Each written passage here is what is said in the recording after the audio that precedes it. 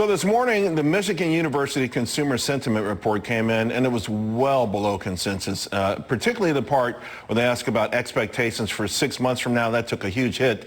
And here's the thing. The main culprit was a monster drop in confidence of government economic policies. Just 19% have confidence, and it was up to 31% back in April. Now, I'm sure this is adding even more pressure on lawmakers as the White House now signaling, at least to the press, that maybe a deal is close. I want to bring in Republican Congressman Thomas Massie of Kentucky. Congressman, you know, a CNN poll found that only 25% of Americans believe that they and their family will be better off if both of President Biden's bills are passed. 32% say they would be worse off. I mean, golly, this is definitely going in the wrong direction. I remember 3 or 4 months ago, President Biden said it was extremely popular. How's he going to get a few of these lawmakers are going to give up their career if they vote for this? What do you think?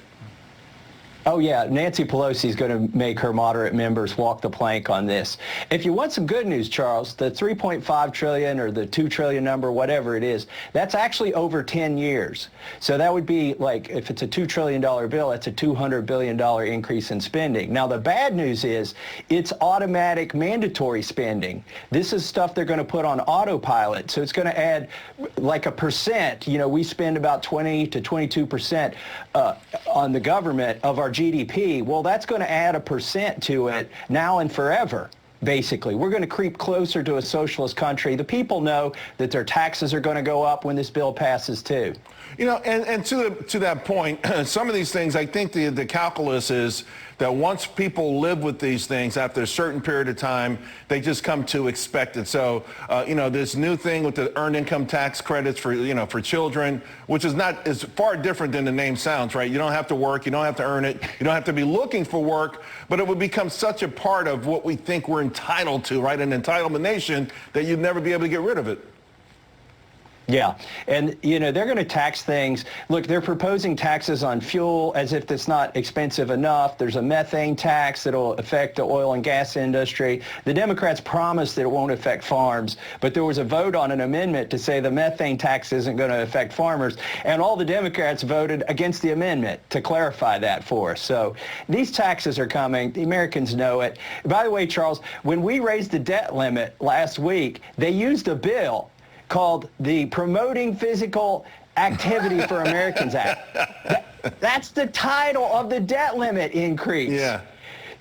What they did, this is one of those classic things where the House concurred with the Senate amendment to the House amendment to the Senate bill, which was supposed to promote physical activity for Americans, right. But it became a $480 billion increase in our national debt. So. You do have to admit, though, we're going to have to do some heavy lifting, right, in the future with all this debt. So maybe it's appropriate.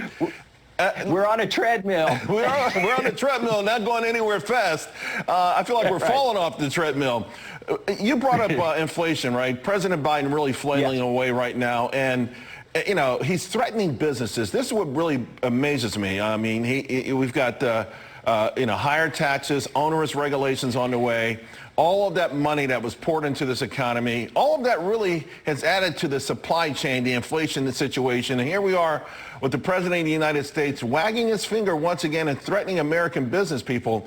I don't, you know, this notion that you always have to have a boogeyman and there's always got to be someone out there who's actually working to make things better. You know, it's pretty simple, and you had me on your show back in March of 2020 when this all started, when we started paying people not to work. I said this is going to catch up with us. We're going to have inflation, and here we are. Now, Pete Buttigieg's solution is longer hours for truckers.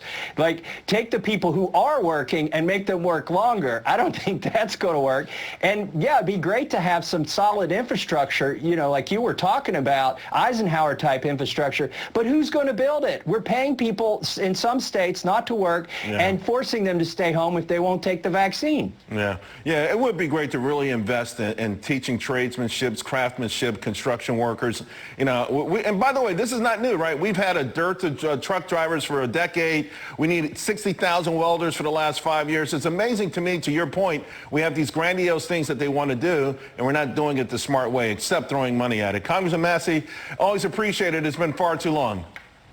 Yes, far too long, Charles. Thanks for having me on. All right, I'll see you. Well, we'll both stay in the treadmill in the meantime. Hey,